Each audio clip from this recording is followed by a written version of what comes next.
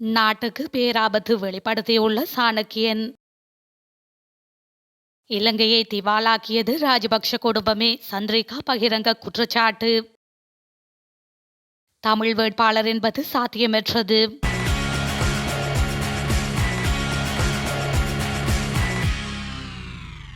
எதிர்வரும் அதிபர் தேர்தலில் தமிழ் பொது வேட்பாளரை நிறுத்துவது சாத்தியமற்றது என தமிழரசு கட்சியின் முக்கியஸ்தரும் வடக்கு மாகாண சபையின் அவைத்தலைவருமான CVK சிவஞானம் தெரிவித்துள்ளார். யாழ் கல்வியங்காட்டில் உள்ள தனது அலுவலகத்தில் இன்று நடத்திய ஊடக சந்திப்பின் போதே அவர் மேற்கண்டவாறு கூறியுள்ளார்.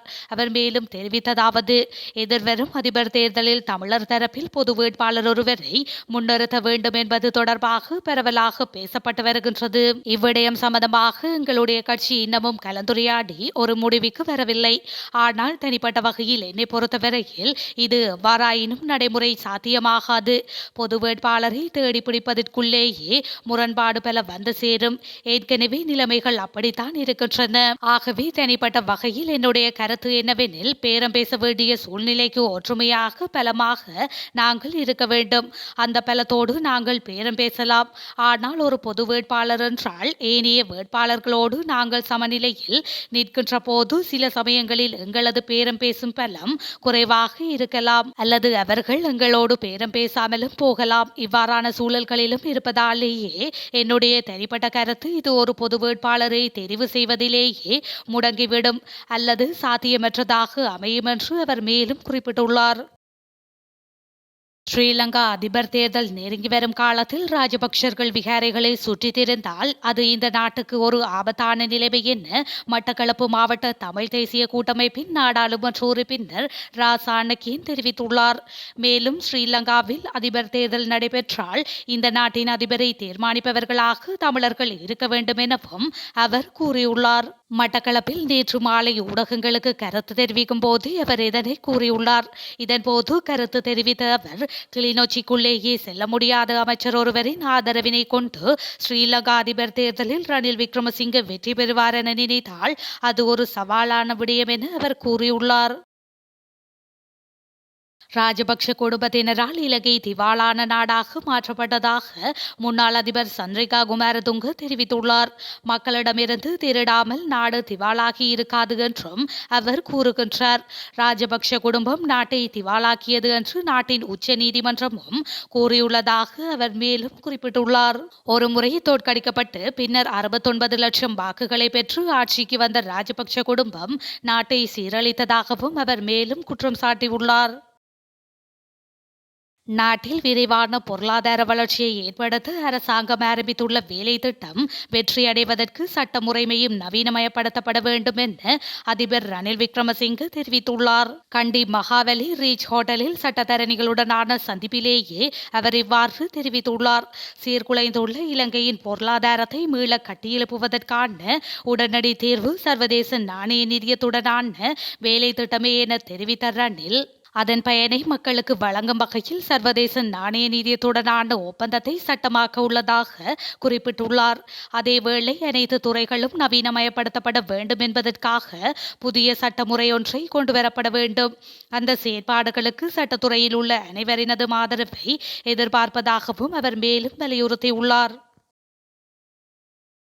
என்னை பொறுத்தவரையில் அதிபர் தேர்தல் தான் முதலில் நடைபெறும் என பிள்ளையான் எனப்படும் சிவநேசதுரை சந்திரகாந்தன் தெரிவித்துள்ளார். அத்தோடு எதிர்வரும் காலங்களில் தேர்தல் வந்தாலும் தாம் சந்திக்க தயாராக உள்ளோம் எனவும் அவர் கூறியுள்ளார். குறித்த விடயத்தினை அவர் இன்று மட்டக்களப்பில் இடம்பெற்ற நிகழ்வு ஒன்றில் கலந்து கொண்ட பின்னர் ஊடகங்களுக்கு கருத்து வெளியிடும் போது கூறியுள்ளார். இது தொடர்பில் அவர் மேலும் தெரிவிக்கையில், சில நேரங்களில் நாடாளுமன்றம் கலைக்கப்பட்டாலும் பொதுமக்களின் நலனில் அக்கறையுள்ள கட்சி என்ற வகையில் எதிர்வரும் காலங்களில் தேர்தல் வந்தாலும் தாம் சந்திக்க தயாராக உள்ளோம். நமது கட்சியானது பிராந்திய ரீதியில் அரசியல் பணிகளை முன்னெடுக்கும் கட்சி என்ற வகையில் எமது முடிவுகளை மக்களின் நலன் கருதி எடுப்போம். இலங்கை வரலாற்றில் நம்பிக்கையுடன் வந்த ஜனாதிபதி தோற்று வெளியேறினார் என்பது முக்கியமான அடையாளமாக பதியப்பட்டுள்ளது. நாடாளுமன்றத்தில் எவ்வாறான குழப்பங்கள் வந்தாலும் வராமல் போனாலும் எவ்வாறான நிலைமைகள் வரும்போதும் நாம் அதனை சந்திக்க தயாராக உள்ளோம் என குறிப்பிட்டுள்ளார். இந்த நிலையில் மட்டக்களப்பில் தமிழ் மக்களுக்கு ஏற்படும் பிரச்சினைகள் மற்றும் மயிலத்தமடு மாதவனை விவகாரங்களில் தேர்தலில் பிள்ளையான் பாராமுகமாக செயற்படுவதாக அப்பகுதி மக்கள் தொடர் குற்றச்சாட்டுகளை முன்வைத்து வருகின்றமை குறிப்பிடத்தக்கது. இலங்கையில் இந்த ஆண்டு நடைபெறவுள்ள அதிபர் தேர்தலில் ஸ்ரீலங்கா பொதுஜன பெரமுனவை பிரதிநிதித்துவப்படுத்தும் வேட்பாளர் ஒருவர் நிச்சயம் களமிறங்குவார் என அந்த கட்சியின் தலைவர் மஹிந்த ராஜபக்ஷ நம்பிக்கை வெளியிட்டுள்ளார். எனினும் குறித்த வேட்பாளர் யார் என்பது தொடர்பான தீர்மானம் இதுவரை மேற்கொள்ளப்படவில்லை என அவர் ஊடகங்களுக்கு தெரிவித்துள்ளார். இது தொடர்பில் மேலும் தெரிவிக்கையில், இலங்கையில் இந்த ஆண்டு நடைபெறும் அதிபர் தேர்தலில் எனது மகனும் கட்சியின் தேசிய அமைப்பாளருமான நாமல் ராஜபக்ஷ களமிறங்க மாட்டார் என நான் நம்புகின்றேன். அத்துடன் கட்சி சார்பான வேட்பாளர் ஒருவரை அதிபர் தேர்தலில் களமிறக்க வேண்டாம் என இதுவரை எந்த ஒரு தரப்பினராலும் கோரப்படவில்லை.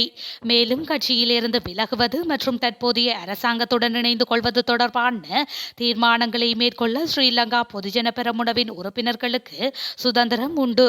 இவ்வாறான நடவடிக்கைகளுக்கு கட்சி ஒருபோதும் தடையாக இருக்காது. இதேவேளை ஸ்ரீலங்கா சுதந்திர கட்சியின் பிளவு தொடர்பில் நான் கருத்து வெளியிட விரும்பவில்லை. எனினும் கட்சி தற்போது பாரிய அரசியல் நெருக்கடியை எதிர்நோக்குகின்றது. இதனை அவதானிக்கக்கூடியதாக உள்ளது. கட்சியின் முன்னாள் தலைவர் சந்திரிகா பண்டாரநாயக குமாரதுங்க மீண்டும் களமிறங்கியுள்ளார். அவர் கட்சியை மீள கட்டியெழுப்ப முயற்சிக்கின்றார் என அவர் மேலும் தெரிவித்துள்ளார்.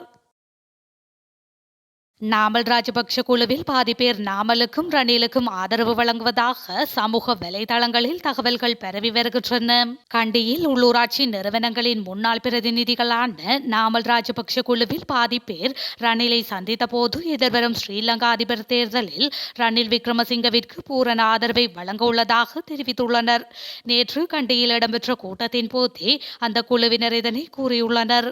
ஆனால் கடந்த மாதம் மாத்தளையில் ஸ்ரீலங்கா பொதுஜன பெரமுனவின் மாவட்ட கூட்டம் நாடாளுமன்ற உறுப்பினர் நாமல் ராஜபக்ஷ தலைமையில் மாத்தளையில் இடம்பெற்றதுடன் எதிர்வரும் ஸ்ரீலங்கா அதிபர் தேர்தலில் நாமல் ராஜபக்ஷவே வேட்பாளராக முன்வர வேண்டும் என தீர்மானம் நிறைவேற்றப்பட்டது.